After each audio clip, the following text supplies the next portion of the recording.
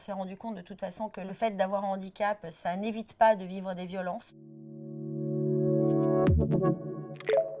Bonjour, je suis Virginie Attelan et je suis la présidente fondatrice de l'association Nous les Ambitieuses. Bienvenue sur Papillon Action. L'association Nous les Ambitieuses, c'est un collectif de femmes à la base, issues de la société civile. Cette association, elle est née d'une discussion avec ma fille et tout un groupe de copines, plutôt dans l'environnement culturel, cinéma, production, journaliste. On a impulsé ce mouvement citoyen avec la volonté de créer des actions à impact au cœur des territoires pour l'ensemble des citoyens. Aujourd'hui, elle est très dynamique au national et à l'international, avec une ambition de pouvoir atteindre différentes cibles. La première, c'est la jeunesse. On a créé donc un concours d'écriture et de dessin ouvert à toutes les classes de français à travers le monde. On a parfois des étudiants qui ne sont pas scolarisés pour des raisons de santé ou autres. Eh bien, on a cette volonté de déployer le concours dans les hôpitaux, dans le périscolaire, dans toutes les structures qui accompagnent la jeunesse. La première des choses, c'est qu'on est très fiers d'avoir un chef d'État qui nous porte. C'est Monseigneur, le Prince Albert, qui nous soutient avec sa fondation Albert II.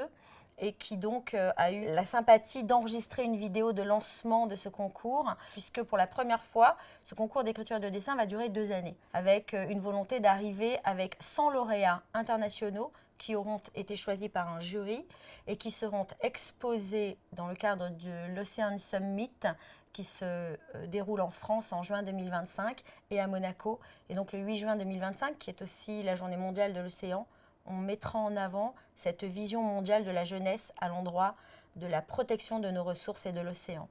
Dans le cadre du concours d'écriture et de dessin, on est à plus de 100 000 contributions. Nous avons le soutien, le patronage de l'UNESCO. Nous avons le soutien du ministère de la Biodiversité et de l'Éducation depuis plus de 3 ans et désormais avec la fondation du Prince Albert II, mais aussi de l'Institut Jane Goodall. On multiplie nos réseaux, nos vecteurs pour faire connaître ce concours du plus grand nombre. Le deuxième grand projet, c'est une pièce dédiée contre les violences faites aux femmes et aux enfants. On a Elie Chouraki qui nous accompagne sur ce projet formidable. Il a créé pour nous Vivante, d'après des textes, des témoignages de femmes qui ont vécu des violences de toutes sortes. Et il a mis en scène et écrit une pièce qui a vocation à être gratuite, qui est jouée dans des écoles, dans des théâtres, un peu partout en France, avec une ambition, c'est de mettre en avant les solutions au plus près de là où elles se jouent, où elles se diffusent, parce qu'on a fait une captation de cette pièce également, pour faire connaître au plus près des citoyens qui en ont besoin les solutions, donc les associations qui aident ces femmes qui ont vécu des violences de toutes sortes. On s'est rendu compte de toute façon que le handicap, évidemment, le fait d'avoir un handicap, ça n'évite pas de vivre des violences, c'est aussi bien intégré. Le troisième grand projet, le grand rendez-vous de l'association, c'est le 17 mars. Chaque année, on a proclamé que cette journée serait dédiée à la mise en avant des actions citoyennes. Encore une fois, on est sur l'impact et comment valoriser, scénariser l'engagement citoyen de ces personnes qui, au cœur des territoires, initient une démarche qui soit utile, durable, éthique, à l'endroit des citoyens, dans leur environnement, et puis aussi en protection avec la planète. Alors quelques chiffres, c'est important pour nous. Encore une fois, on veut pouvoir attester de l'utilité, du bien fondé, de l'impact qu'on a sur les personnes qui participent à nos événements. Vivante, à ce jour, a été vue de plus de 3000 personnes. Je rappelle que c'est un spectacle qui est gratuit, qui a vocation à faire connaître les solutions.